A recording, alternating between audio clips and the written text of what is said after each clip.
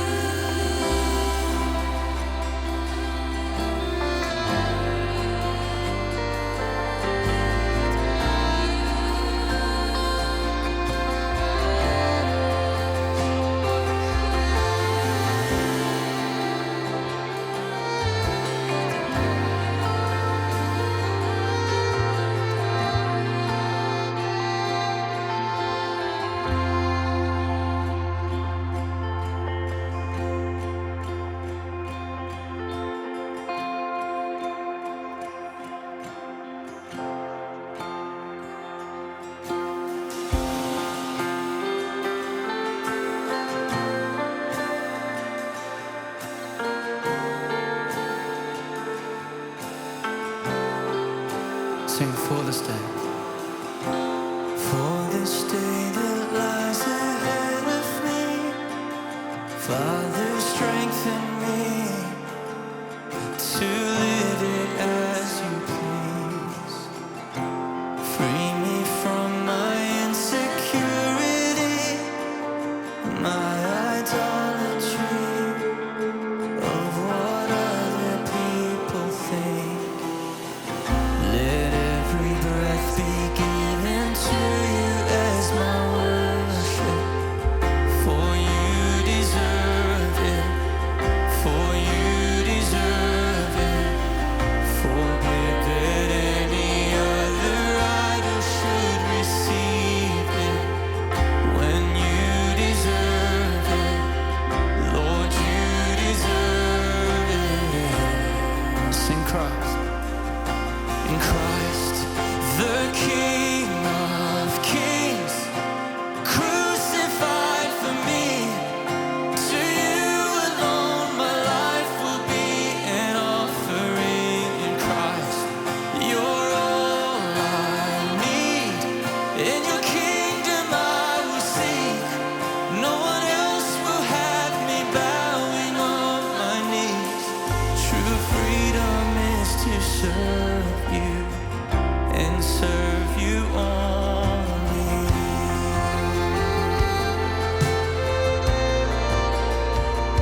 We serve you only.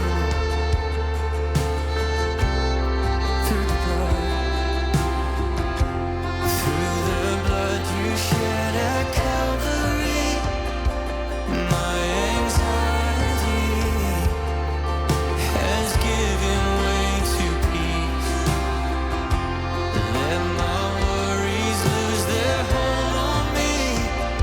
I find victory in sitting at your feet. Let every breath be given to you as my worship, for you deserve it, for you deserve it.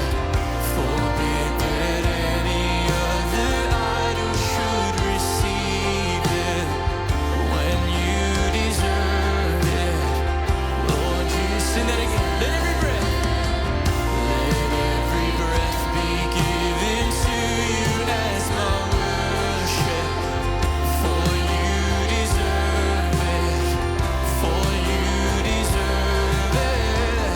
Forbid that any other idol should receive it, when you deserve it, Lord, you deserve it.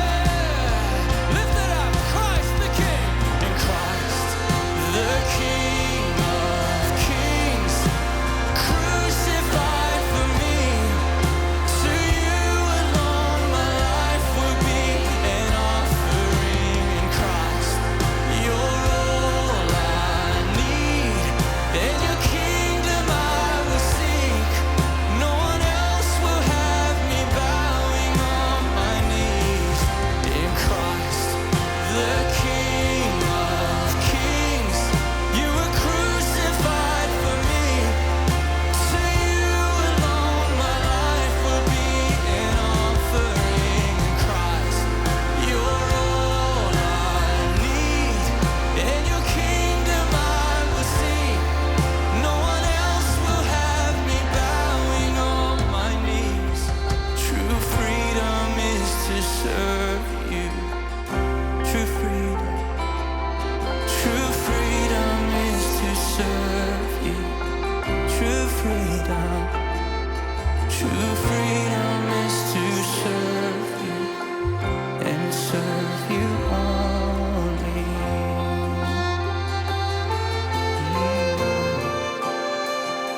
The one and only, we serve you only. The one and only, we serve you only. The one and only. Let's just sing that chorus once more. Christ the King. You are Christ, the King of Kings, crucified for me.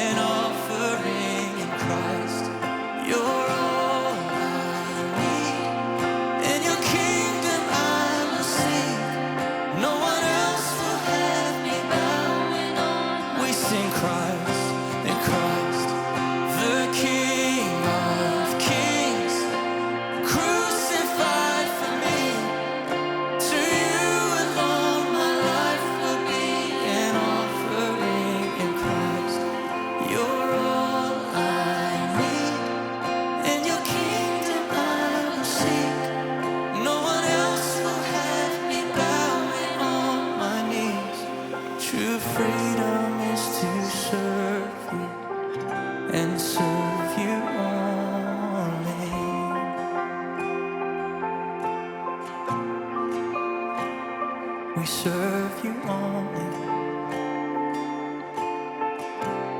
Lord, we serve you only. Yes, we do. Yes, we do.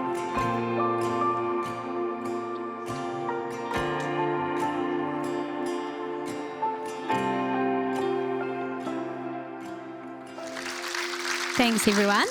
I thought I'd just start off by introducing myself a little bit more because some of you will know me better than others. And as Dave said, I started out here at Grace working as his PA. That was about 4.5 years ago.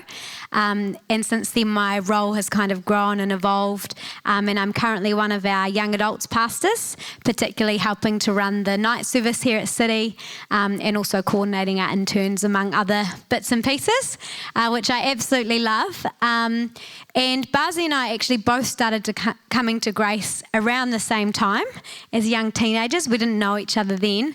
And so we've really grown up in the youth group here and just really love this place. It feels like family. And we're actually about to celebrate our 2-year anniversary. And we have a baby on the way, which is very exciting. So it kind of feels like you guys have all been part of our journey along the way. And today as well, it's a real privilege to be leading us into Missions Month as a church because I have a real passion for missions myself. And my mum tells me that as a wee girl, I had this really deep concern for the poor people overseas, and that any chance I got, that I would be praying that Jesus would give them food, that he would look after them. And I think it's this thing that God set in my heart before I was even really aware of it, that's kind of grown over time. Around the age of 8, I did lose my way just a little bit when my biggest dream became to run and operate my own dairy one day because I thought that meant that I could eat all the lollies my heart desired. But thankfully, God in his grace kind of brought me back to his plan for my life, and eventually that led me over to India, as Dave said, in Kolkata, working in a place called Sonagachi, which is one of the biggest red light districts in the world, and I was working for Free Seat there. And that time really changed my whole world, really, my whole worldview, and actually just instilled in me this deeper passion that people would really know the life and freedom that Jesus has to offer, not just practically, but actually, spiritually, emotionally, in every way, that Jesus really is the one that can set us free and bring transformation. And so that's a little bit of my story, just to say that I have this deep passion for missions and that our church has a deep passion for missions as well. And that's why we take out a whole month every year to focus on missions. It's not just something that we tack on as like, oh, it's a nice wee thing to do. We spend this whole month because we value it so much, and we really want to celebrate all the work that God's doing in and through us across the world. And, I believe it's the call of every single Christian to actually take up the gospel and be willing to take it out to the world and to be his light. And I love in Isaiah 61, it talks about proclaiming good news to the poor, binding up the brokenhearted, that we've been sent to proclaim freedom for the captives and release from darkness for the prisoners. And this really is the call of the gospel and for all of us. And, we're all invited to play our part in the mission of God that's taking place all over the world. And that's not just overseas, but it actually starts right here as well. And in Acts 1 verse 8, it says, "You will be my witnesses in Jerusalem and in all Judea and Samaria and to the ends of the earth." And here Jesus was talking to his disciples, but he wasn't just talking to them in that moment. He was actually talking to all disciples and all generations to come, and speaking to us today about this call that we would be willing to step out and step beyond ourselves and our own little pockets and actually share this good news that we have to share. And the interesting thing is that the first place Jesus lists for them to share the gospel is in Jerusalem, which is right where they are at the time. But he doesn't stop there. He says, then you are to go beyond to the surrounding area of Judea. And again, don't stop there. Go further afield to Samaria and then to the ends of the earth. And I think often when we think of missions, the first thing we think of is the ends of the earth stuff. But actually, Jesus is saying in this verse, start in your hometown, start where I've placed you, and then go out from there. So we're going to end up there. Over the coming weeks, we're going to be sharing amazing stories and telling you all about our incredible missionaries and missions work taking place all across the world. But today we really wanted to focus on our local missions and the stuff that's taking place here in Christchurch that's really transforming our city. And because we're called to be activated in spreading the good news, I want to unpack 3 different ways that we can all be involved in mission. And the idea is not just to pick one of these things, but that actually each of us would adopt these 3 things in some way in our lives. And the first way is to be Jesus' hands and feet. And by that, I mean that we're actually just out there doing this stuff, whether that's serving at church or being involved in different things around our city or our trusts, maybe having a real presence in your local neighbourhood. The second thing that we can do is be prayers and be interceding. That we can be praying for our missionaries, that we will be praying that our communities would flourish and that God would be at work, that he would be sending more people. And that we can also be givers. And I believe we're all called to be generous, and that actually often God pours out his blessing through his believers. And actually that's how these ministries grow and flourish, through our generosity. So we're part of it, and we're part of this story together. So we're going to look at those 3 things. And firstly, jumping into being Jesus' hands and feet. And in Matthew 25, verse 34 to 40, it talks about the king, and that's Jesus there.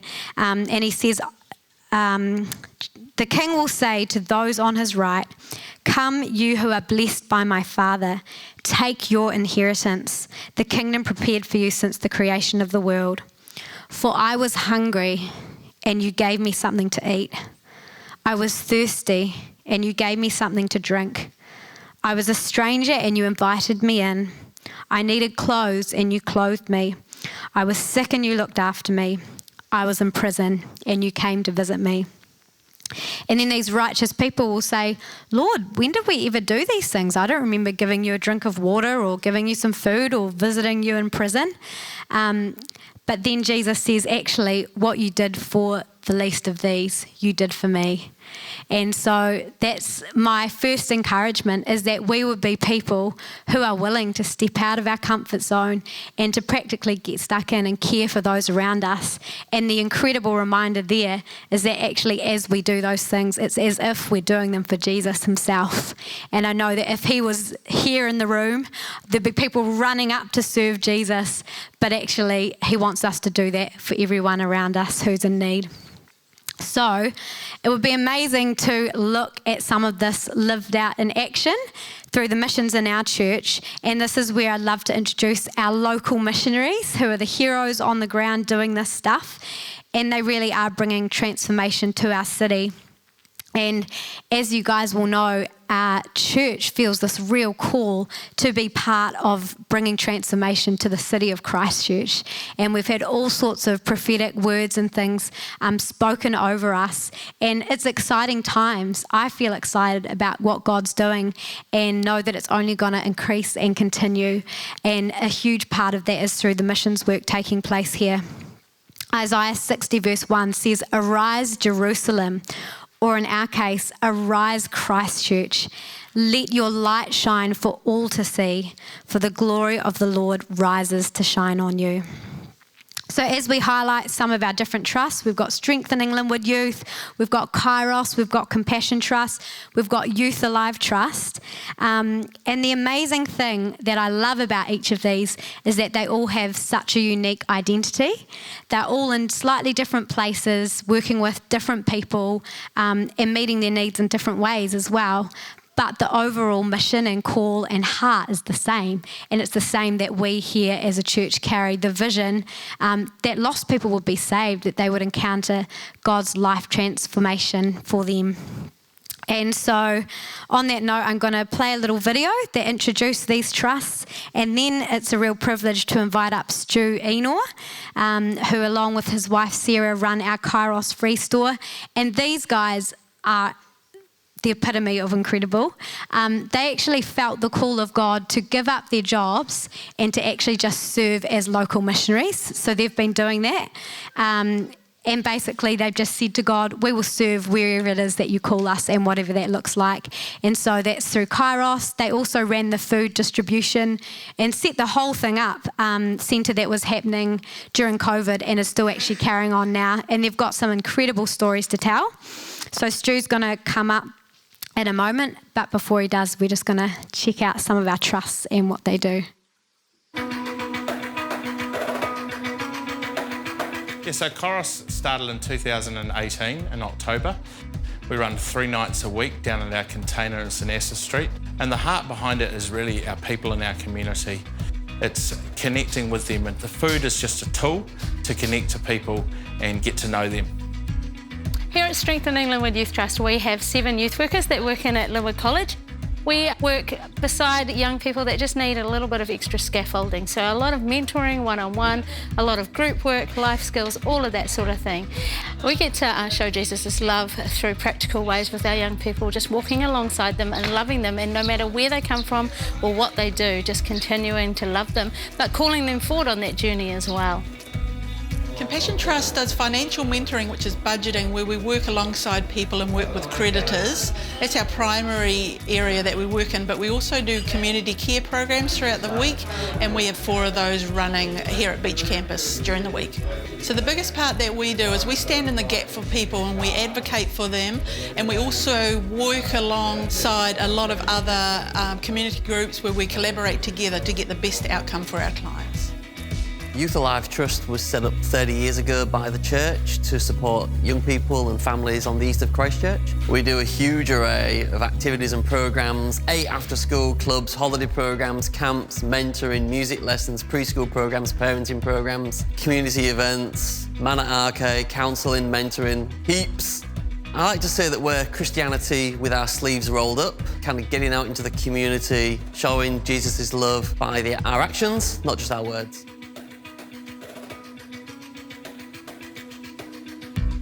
Yeah, for me, local mission is just being in our community, serving our local people who are around us, loving on them, listening to them, helping them out. Look, just referring them to other groups and people that can help them as well. We can't always do everything ourselves, but we've got such a great wide range of people and trusts at Grace that can help people. So it's just connecting people really and loving and listening to them. I guess local mission for us is just working alongside people in our community. You know, God talks about going to the ends of the earth to preach the good news, and we have the privilege of being able to preach that good news and show Jesus' love to those people that are in our community. For us, it's been incredible to work alongside a young person and journey with them and be a friend to them and show them Jesus' love through what we do. Local missions for us as a team is about showing God's love and being the hands and feet of Jesus. It's all about supporting those people locally around us and supporting them where we can practically. Local mission is being a part of the community, being in the community, knowing your neighbour, loving your neighbour, not just doing something for your community, it's being community. Isn't that amazing?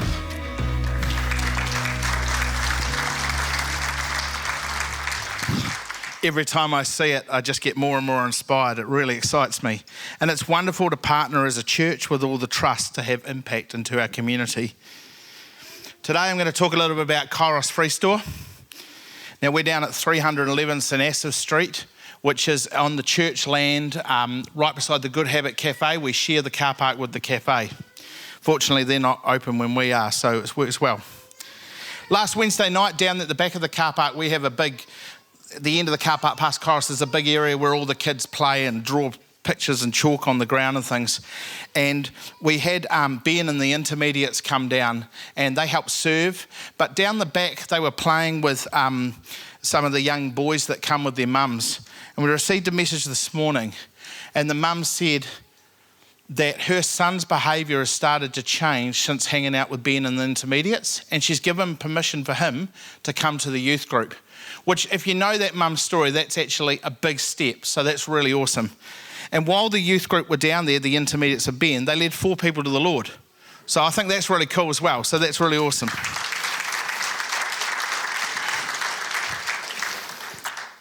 So, Kairos, the name, a lot of people ask what does it mean, and they think Kai is the food, and that is correct, but it's not actually where the name came from. So you've got Chronos, which is your watch and your time, sequential time. Kairos is actually the unique and opportune moment. It's a marked time. Beth, who used to go to this church, now lives in Nelson. She started Kairos and she worked in the cafe industry, and she used to go around all the cafes and train people how to make coffee, and she was often in cafes at the end of the day, and she saw all the food go into a bin, and she thought there's got to be a better way, and that's where Kairos came from. When we were asked to pick up Kairos, because if you don't know, Beth moved to Nelson, got married and has had a baby. We were asked to pick it up, and I was explaining to my father-in-law what we do. And he turned around and said, well, actually, I just think you're modern-day gleaners. So if we look at Leviticus, it says, when you reap the harvest of your land, do not reap to the very edges of your field or gather the gleanings of your harvest. Leave them for the poor and the foreigner residing among you. I am the Lord your God. So what do we do at Kairos? Well, what we do is we go around cafes, and you can see here, there's a whole lot of places we go to, and I really encourage you, if you're out thinking, where should we go for a coffee? Go to one of those places and say, we go to Kairos and we know about Kairos, because it's great to support back to those cafes. How do we do it? Well, we've got a trolley you would have walked past in the foyer there. That gets pushed around the city. Travels about 3.9 kilometres per night. So if you want a bit of fitness, ready for the summer, body, come push the trolley. It's done 811 kilometres in the last 2 years, and it's already had a new set of tyres and bearings. We have a car run as well that goes sort of slightly wide around the outer area, like through Sydenham and that sort of thing.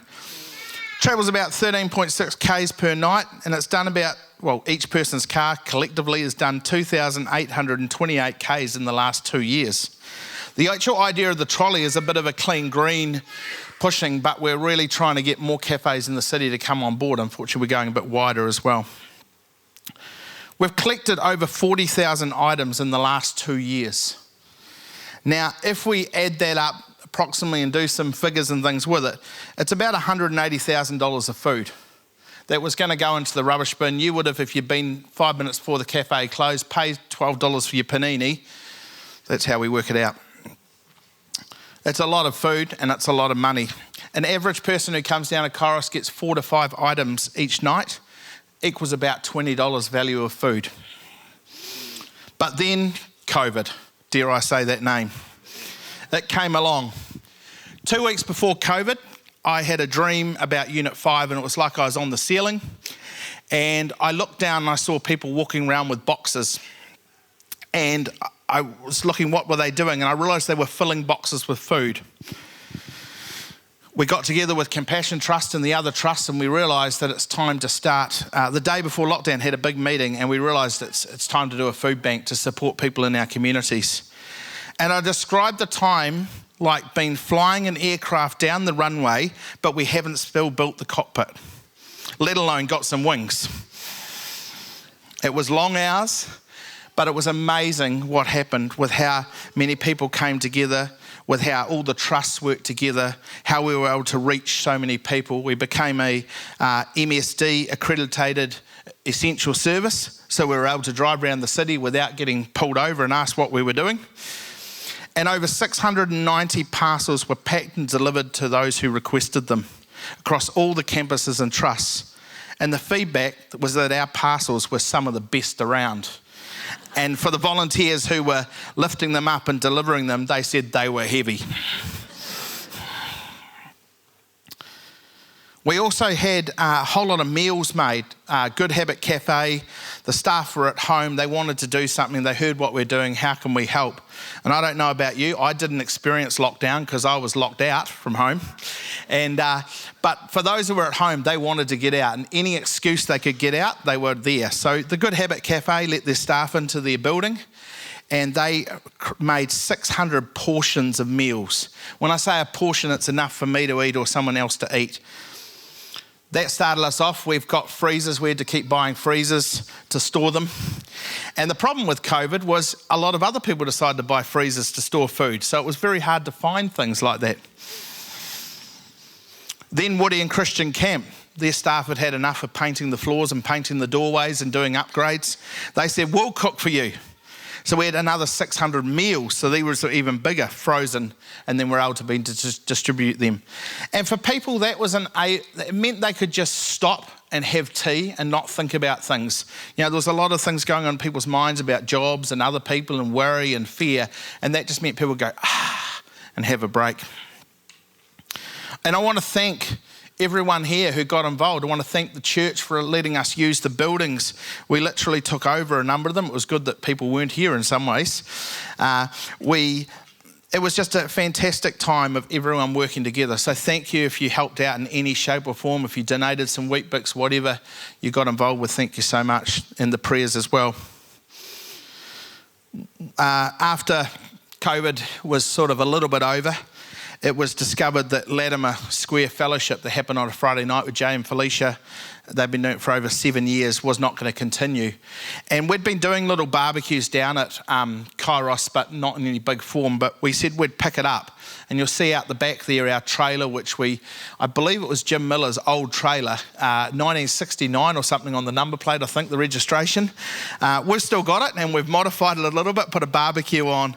And that just opens up people to talk. When we're handing out food and handing out sausages, it's just a wonderful time. And a number of the people who came to the Latimer Fellowship come along to Kairos now as well. Halliers donates 20 kgs of sausages each week, and we also cook up some rescue food, and one of the popular is the K muffin, and it's pretty much a muffin split with some scrambled eggs and mushrooms and onions and whatever else we have that night. It's very popular.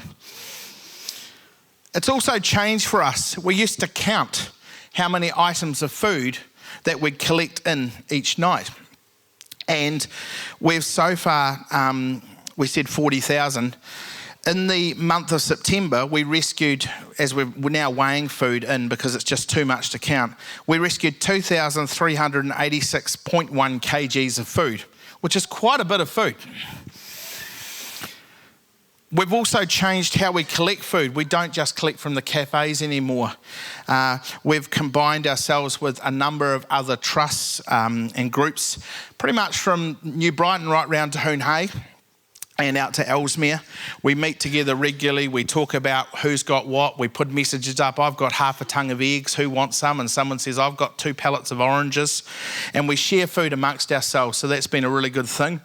We've taken over Unit 3. We've kicked the youth group out. And we've got shelves in there now. And we've got our forklift. We had 25 pallets of canned tomatoes delivered from Foodstuffs the other day. And a lot of that has gone back out to other groups as well, not just us. So we've got Kairos down there. We've also got the warehouse happening. 0800 Hungry, Satisfy Food Rescue based in North Canterbury, Delta Trust, New Zealand Food Network, and Aotearoa Food Rescue Network. And what those last two are done has been set up by MSD in terms of looking at food supply right across New Zealand and trying to direct food to where it needs to go. I've just been nominated and voted onto the board, national board, and we get to talk at a government level about what needs to happen. So it's not only helping us at Kairos, it puts us on the map, but it's also about a think big strategy. We've rescued in September last month 34,931.2 kgs of food through the warehouse that has helped us at Kairos, helped the pastoral care food parcels at church, and also other groups across the city. Now, if you want to know how heavy that is, as another guide, I've been told it's equal to 6 adult elephants. So don't get confused, we're not rescuing animals, but there's an idea of weight.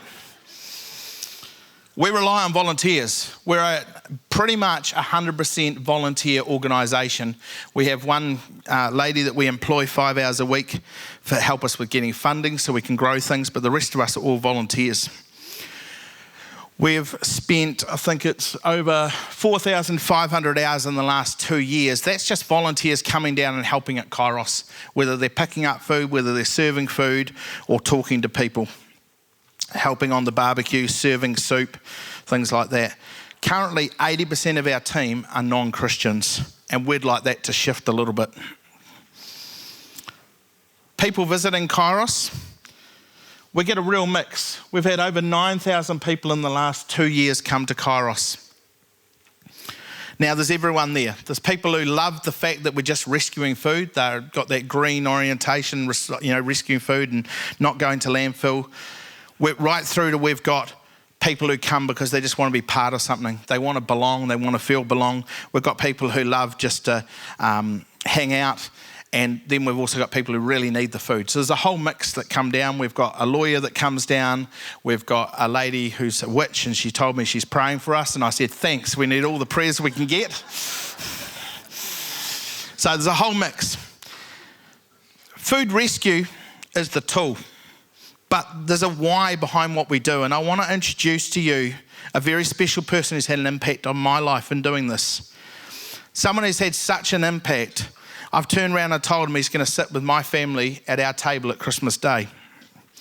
Here's a small part of his story, and it follows a very hard year with 5 suicide attempts and a whole lot of time at Hill Morton Hospital, and then he heard about Kairos. So let's hear Charlie's story. Hey Charlie, so tell us, like, you were coming down to Kairos and you didn't come in. What happened? And Okay, yeah, it took me 4 weeks to eventually build up enough courage to come in the gate and ask, what's happening here.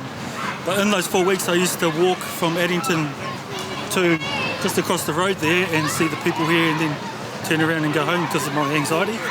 So, yeah, 4 weeks of walking here, looking at the ground, just putting one foot in front of the other, and eventually I got here.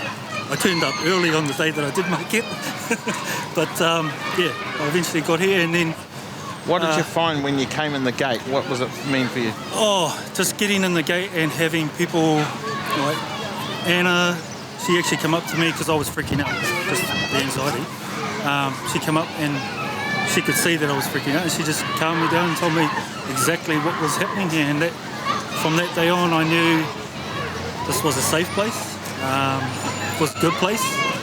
So 2 times I come to give food, and then the second time I just realised, hey, I can give back because they've helped me. So yeah. So in giving back, what things have you been doing? Just like wherever I'm needed.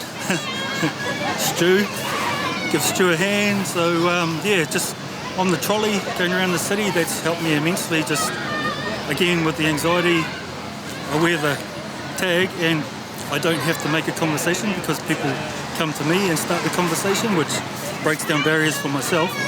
But I told Stu and a few of the others that I'm actually getting more out of this than I'm giving back to them because of the that it's helping me push myself each and every day to just get past the anxiety. So yeah, helping out is definitely helped me immensely in more ways than one. So, yeah.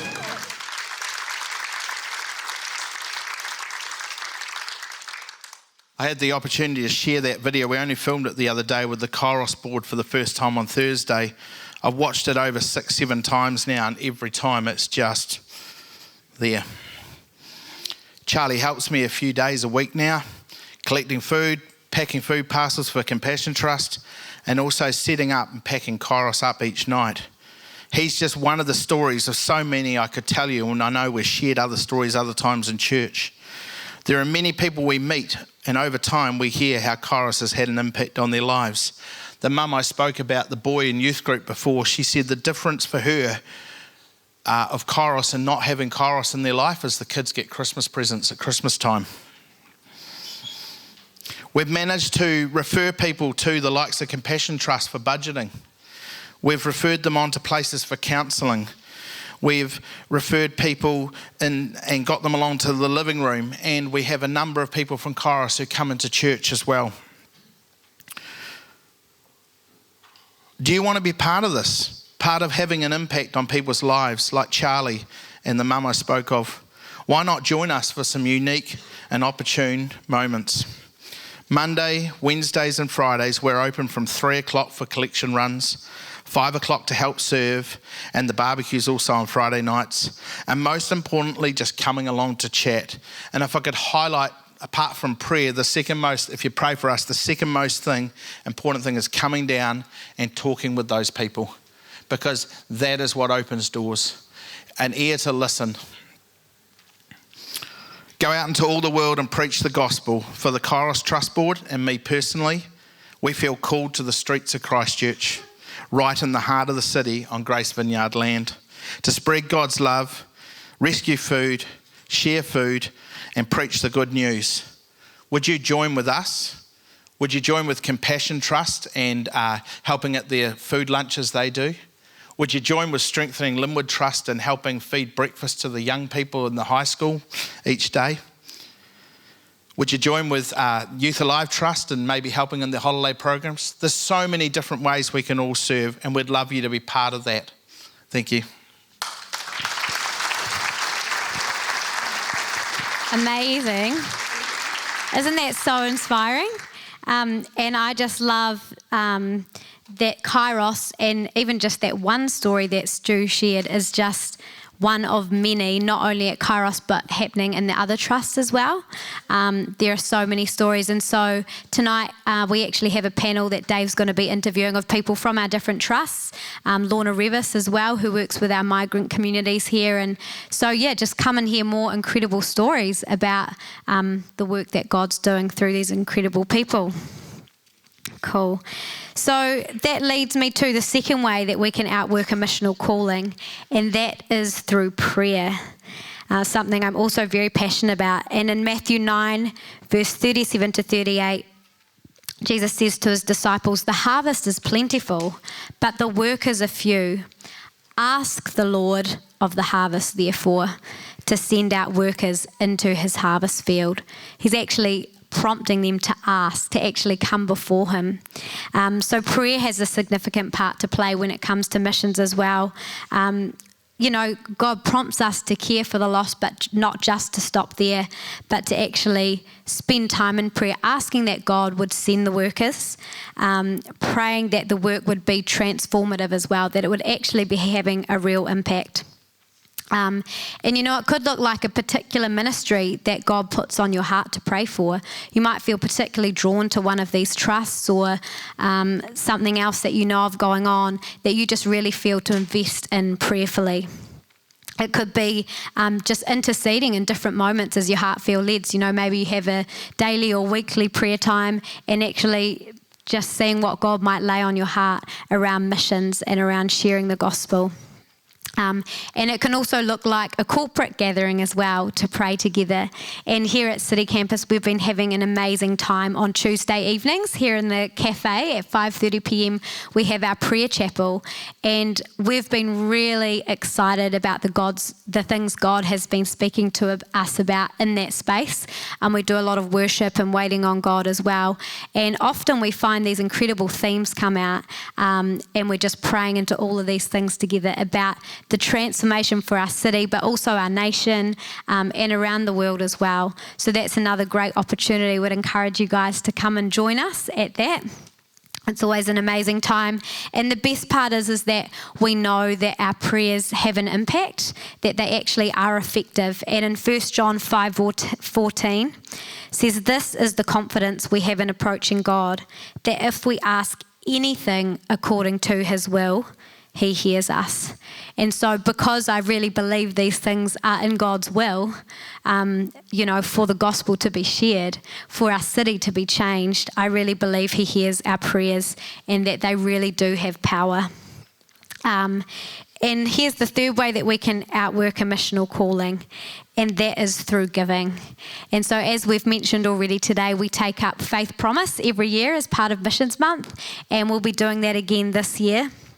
And this is the thing that finances all our missions to take place. For these stories that you hear, actually the seed is the money we give that allows these people to do what they're doing, that's having such an impact. And it'll be exciting to hear in the coming weeks about what that looks like overseas as well. So right here in week 1 is where we encourage us all to actually begin praying about what would it look like for you to give towards missions, what God might be inviting you to give. And some people like to do it through a lump sum, some people give regularly throughout the year, but however it looks, just start asking God about what He might be inviting you to. And I'd just love to share a quick testimony from Barzi and I actually over lockdown, where we felt this real conviction in our hearts to actually reorient some of our finances to be more generous towards the poor. And it was just something that God kind of almost out of the blue laid on our hearts, and we both felt it really strongly. And so we just knew we had to be obedient to that. And the funny thing is that since changing those things, the last 6 months, we've probably been more financially blessed than ever before, which is just the way that God works, isn't it? It doesn't make sense in the world's eyes, but actually it does make sense with God because He's our ultimate provider, and He's so good. And so a few of the things that happened over that time for us, Barzi's car kind of went to the grave. It was on its last legs. It was going to cost a few $1,000s to fix. We'd already had so many issues with it, so we're like, right, we've just got to get rid of it. And right at that time, we just had absolutely no other savings. But we heard about this car, and we just kind of felt like it was going to work out and we were going to get this car. And 2 months later, through different financial gifts, people giving us money, random payments that came through that we weren't expecting, within 2 months we had $6,000 to buy this amazing new car out of the blue, it felt like. And we also had someone who was about to sell all their baby gear, and they felt God say to them, I actually want you to give all your stuff to Barzi and Rhoda, and it's really amazing stuff like cots and, like pram and big scale things. So we've just been so blessed, and God's just proven to us again and again just how faithful He is. And when it comes to giving, we don't give, hoping, oh God, what might I get in return here? That's not really the heart behind it. But I would just like to say that God is really faithful and that He actually knows us better than we know ourselves. And it can be really tricky talking about finances. But I actually believe it transforms us the most. Obviously, it has an impact, but it actually changes our own hearts when we learn to be generous and we actually learn to trust God in a greater way. Because He's not going to ask us to give something that actually practically isn't going to work out for us. It's just not who God is. So we can actually come to Him open-handed and actually genuinely say, God, what is it you would have me give? And it's an exciting faith journey when we choose to step out, even if it might be outside of our comfort zone a little bit. And in 2 Corinthians, Paul talks about the goal when it comes to giving is that everyone would have enough, not that some have too much and some have too little, but that there would be a balance. And I think we're all pretty aware that in our world, the balance is a little bit off a lot of the time. And what might be a little bit of comfort and nice to do's for one person can actually be the means of provision for someone that's in desperate need. And in 1 Chronicles, I've also felt really inspired recently by the way the people who had just come out of being captives in Babylon, when they were rebuilding the temple, how generously they felt to give. And they didn't give just kind of what extra little bits and pieces they had lying around. They gave radically. And it says in 1 Chronicles 29:7, they gave 5,000 talents of gold. Now, I'm not very good at maths. I don't really know what this looks like, but my Bible told me that that's about 170 metric tons, which sounds like a lot. And 10,000 talents of silver, 340 metric tons. That's a lot of gold and silver. And that anyone who had precious stones gave them to the temple of the Lord.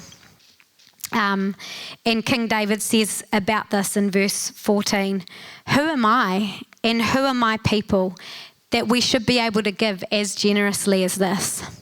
Everything comes from you, and we've given you only what comes from your hand." And then further on in verse 16 and 17, again, "Lord our God, this abundance that we've provided, it comes from your hand and it actually belongs to you." And then I like this next bit. "I know, my God, that you test the heart and are pleased with integrity. All these things I have given willingly and with honest intent. And now I have seen with joy how willingly your people who are here have given to you." So yes, they gave extravagantly, and I know the context is a little bit different than what we're talking about today, but the heart is the same. The heart behind it is the same. That God is pleased with us when we give with integrity and when we do it with willingness, and it actually brings joy to Him and to us as well. So the call really today, and as we head into Missions Month, is to first and foremost recognise our calling, all of us as Christians, to be stewards of the good news all over the world, and just importantly, right where we are here in Christchurch. To love and be the practical hands and feet of Jesus, but to also invest prayerfully and financially to the work God has called us to. So as I kind of come in to conclude, I would encourage us all to just be asking the Lord in each of these three areas, is there something, God, that you want to be speaking to me about? You know, to be part of this great call. And as we talked about earlier in the year, when we did our Better Together series, you know, we're all the body. We're all in this together. And I just love that it's not just one person over here on the sidelines. It's all of us playing our part. And that's an amazing thing when we all come together, the impact that we can really have.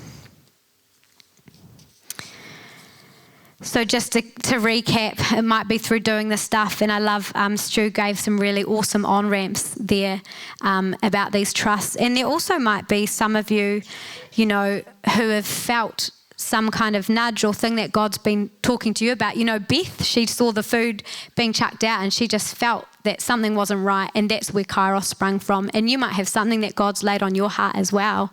And so I'd encourage you again just to be asking God, you know, what's my next step? What are you speaking to me about in this? Or I love what James Ridpath said in that video.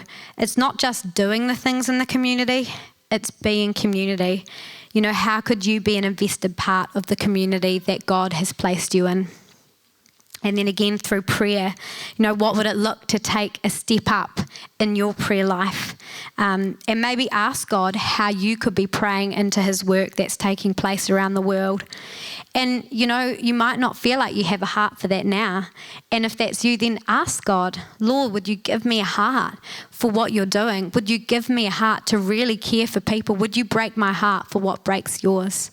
And bring that prayer before Him and see what He does. And then, of course, asking God about what and how He would have us give.